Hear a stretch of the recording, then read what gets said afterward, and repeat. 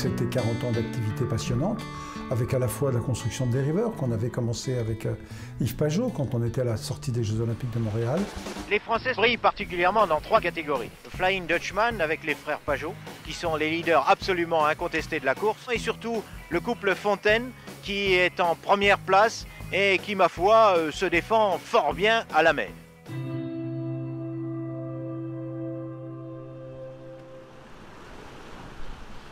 Est-ce que c'est un peu une révolution de la voile que l'on vient de vivre là sur cette course La Rochelle de Nouvelle-Orléans? Une révolution, le terme serait peut-être un petit peu excessif, mais enfin une certaine forme d'évolution dans le matériel et également peut-être dans la manière de mener les bateaux. Nous, on avait développé un bateau, un catamaran assez simple, léger, qui s'est révélé être extrêmement rapide. Et donc, cette notion d'un catamaran léger, rapide, c'est une notion qu'avec l'architecte Joubert, on a développée sur le multicoque de croisière. Et de fil en aiguille, en 82, 83, des catamarans de croisière côtière. Les premiers étaient des bateaux très sportifs. Et puis ensuite, on a bien vu que la notion de confort était surtout ce qui intéressait la clientèle.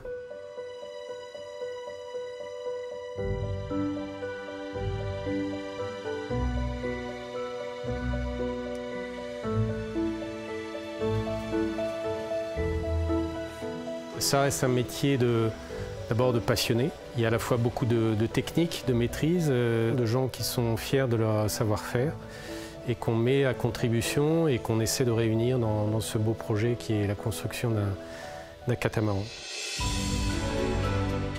On est rendu à la 4e génération de catamarans à voile et la 2e ou 3e génération de catamarans à moteur. Donc c'est une vraie fierté d'en être rendu là aujourd'hui. Le pari de Jean-François d'il y a 40 ans est un pari réussi. Le multicoque est un bateau qui séduit, le catamaran à voile en particulier, et on fonde exactement le même type d'espoir à l'avenir sur le catamaran moteur.